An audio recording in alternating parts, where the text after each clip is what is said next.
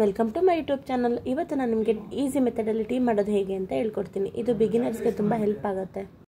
ಈಗ ಶುರು ಮಾಡೋಣ. ಮೊದಲಿಗೆ ನಾನು ಹಾಲನ್ನ ಕಾಯಕ್ಕೆ ಇಟ್ಟಿದ್ದೀನಿ.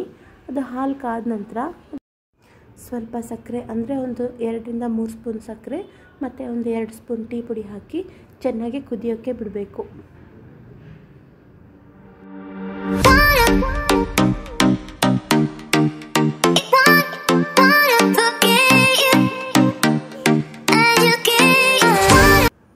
ಮತ್ತು ನಾನಿಲ್ಲಿ ಸ್ವಲ್ಪ ಒಂದು 2-3 ಪೀಸಷ್ಟು ಶುಂಠಿ ತೊಗೊಂಡಿದ್ದೀನಿ. ಏನಕ್ಕೆ ಅಂತಂದರೆ ಇದು ಟೀಗೆ ಒಳ್ಳೆ ಘಮ ಕೊಡುತ್ತೆ.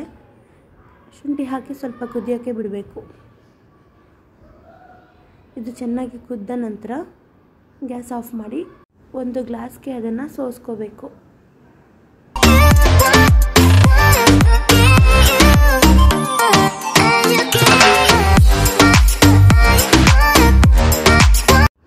ಈಗ ನೋಡಿದ್ರಲ್ಲ ಫ್ರೆಂಡ್ಸ್, ಟೀ ಮಾಡೋದೆಷ್ಟು ಈಸಿ ಅಂತ.